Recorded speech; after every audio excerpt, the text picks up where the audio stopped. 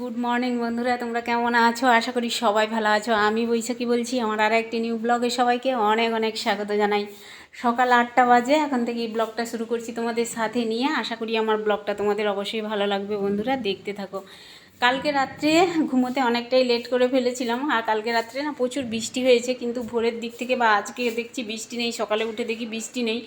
আজকে সকালবেলা ঘুম থেকে উঠতেও দেরি হয়ে গেছে, কালকে রাত্রে যেহেতু অনেক রাত করে ঘুমানো হয়েছিল আর কি। আর কিছু কাজ ছিল, ভিডিও এডিটিং বলো, ভয়েস বলো, প্রত্যেক দিন তো সমান যায় না, ঠিক টাইমে কাজকর্ম করে ওঠা যায় না।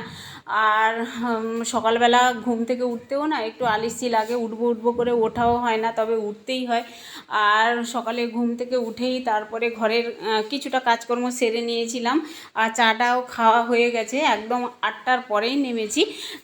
তো প্যাসেজ ঝাঁট দিতে, পরিষ্কার করতে, আর প্রতিদিন এটা রুটিন। প্যাসেজ ঝাঁট দিলে যেন কী কাজ করিনি ঘরের একটা, এটা বড় কাজ সকালবেলা বলতে পারো।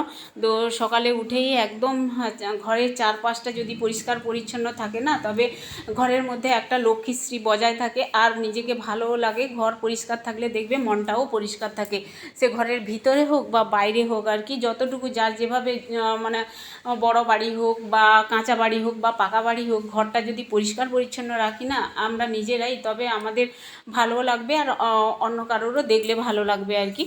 তো যাই হোক বন্ধুরা, একদম ঘরের চারিদিকে প্যাসেজ পরিষ্কার করে একদম ধুয়ে টুয়ে চলে এসেছি। আর আমাদের এখানে সকাল 6টার পরেই টাইম কলের জলটা আসে আর কি। টাইম কলের জল যতক্ষণ থাকে না ততক্ষণ টাইম কলের জলে কাজ করে নেওয়ার চেষ্টা করি আর কি। তবে প্রত্যেক দিন তো আর সমান টাইমে কাজ করতে পারি না, কখনো টিফিন, কখনো রান্না, কখনো মানে ছেলে স্কুলে যাবে, কোচিংয়ে যাবে, এগুলো করতে করতেই অনেক সময় দেরিও হয়ে যায় আর কি। তবে আজকে না আমি সকাল সকাল একটু জামা কাপড়গুলো কেচে নেব, কারণ এখন তো বর্ষাকাল, যখন তখন বৃষ্টিও চলে আসে। আর এখন যেহেতু এগুলো কাচাকুচি করছি, রেগুলার জামা কাপড়, অফিস ড্রেস আছে, স্কুল ড্রেস আছে, এগুলো কাচাকুচি করে রাখলেই শুকোলেই আবার পরের দিন পরে যেতে পারবে আর কি।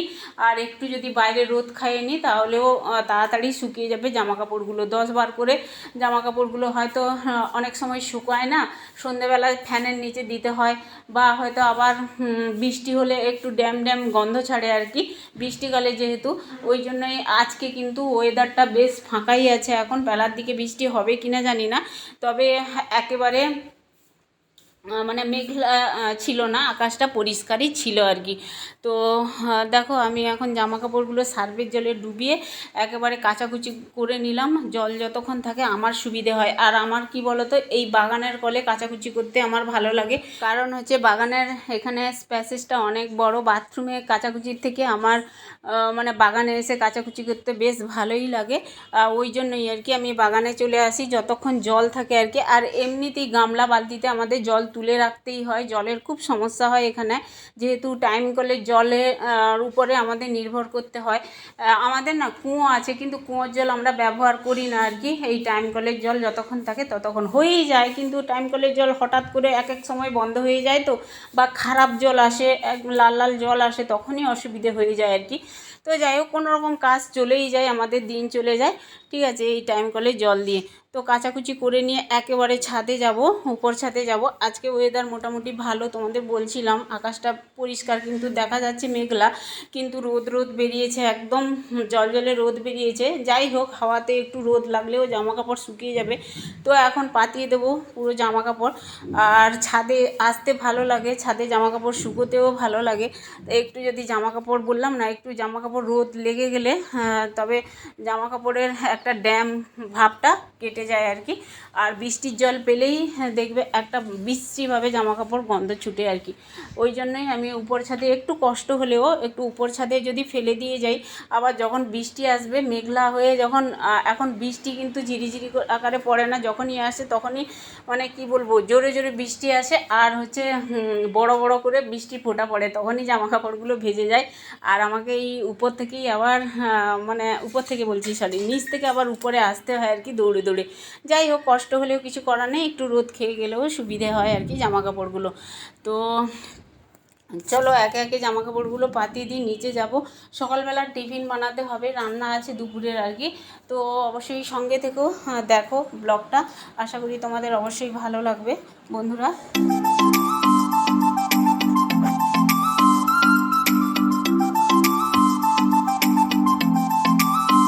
জামা কাপড় পাতানো হয়ে গেছে। এখন আমি তোমাদের মাঝে শেয়ার করছি আমাদের লিলি ফুলের গাছটা দেখতে পাচ্ছ, বৃষ্টির জল পেয়ে খুব সুন্দর হচ্ছে, কিন্তু দিন দিন বেশ ভালোই ফুল ফুটছে। আর পিঁপড়ে হয় জানো তো, পিঁপড়ে গাছকে নষ্ট করে দেয়, ফুলও নষ্ট করে দেয়। ওই জন্য একটু হাত দিয়ে আমি একটু পাতাগুলো টেনে দিলাম যাতে পিঁপড়েগুলো বাসা ভেঙে যায় আর কি। আর এই যে মনসা গাছ দেখতে পাচ্ছ, আর এখানে আছে অপরাজিতা গাছ। আর আমাদের না রজনীগন্ধা ফুল হয়েছে, হ্যাঁ হয়েছে, তোমাদের মাঝে আগেও ভিডিওতে শেয়ার করেছিলাম। আমার হাজব্যান্ড মানে জানে না, রাত্রেবেলা এসে মানে সন্ধে সন্ধে হয়ে গেছিলো, ফুল তুলে নিয়ে গেছিলো, এত গন্ধ বেরিয়েছিল রজনীগন্ধার। ও কী করেছে, 2-4টা ফুল তুলে আমাকে দেখাচ্ছিলো। আমি তো বলছিলাম যে হ্যাঁ তুমি কেন ফুল তুললে রাত্রেবেলা, মানে সন্ধে একেবারে হয়ে গেছে, প্রায় 7:30 এরকম হয়ে গেছিলো।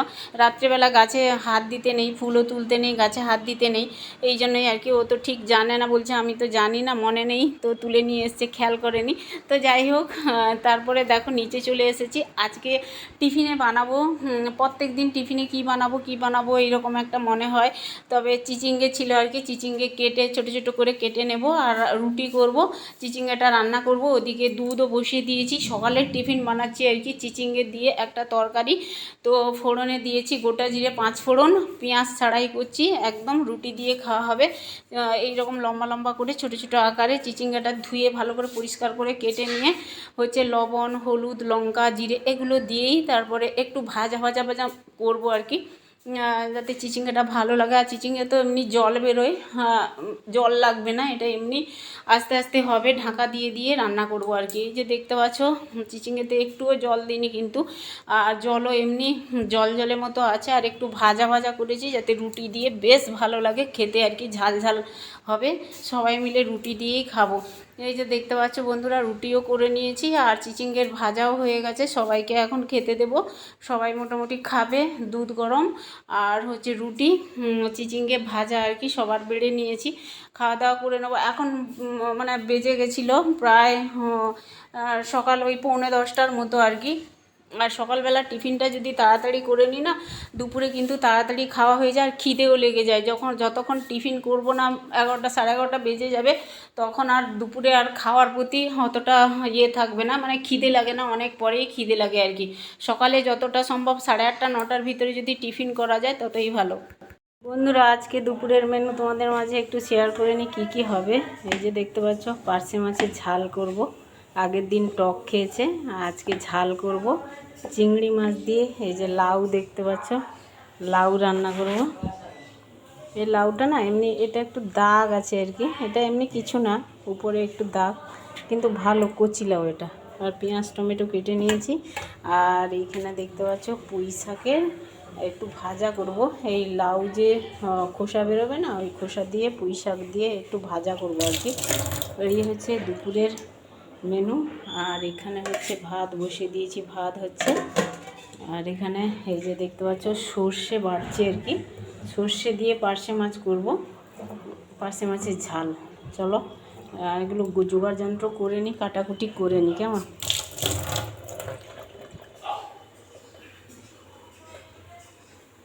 আচ্ছা আমি রান্না করার জন্য এখন সমস্ত সবজিপাতি কেটে নিয়েছিলাম, এখন লাউয়ের তরকারিটা বসাবো। লাউটা কাটার আগে কিন্তু ধুয়ে পরিষ্কার করে কেটে নেওয়াই ভালো, কারণ লাউ থেকে প্রচুর জল বেরোয়।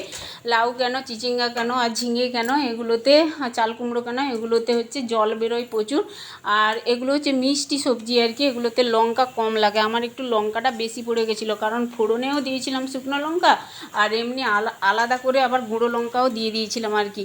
গুঁড়ো লঙ্কা যদি না দিতাম তাহলে ঝালটা হতো না লাউটা, আর তরকারিটা বেশ ভালো হয়েছিল, কিন্তু একটু ঝাল হয়েছিল। বন্ধুরা এই যে দেখতে পাচ্ছ রান্না প্রায় কমপ্লিট আমার। এটা হচ্ছে পার্শে মাছের আলু দিয়ে করেছি ঝাল, সর্ষে দিয়ে, টমেটো আর পেঁয়াজ দিয়ে হয়ে গেল। আর এইটা বসিয়েছি হচ্ছে পুঁই শাক আর লাউ যে ছোকলা না, ওইটা দিয়ে ভাজা করছি আর কি, একটু পুঁই শাক আর লাউর খোসা যেটাকে বলে। রান্না দুটো হচ্ছে এখানে। আর এইখানে তো লাউয়ের ঘন্ট করে নিয়েছি, ঠিক আছে। তো ভাত তো হয়েই গেছে, চলো।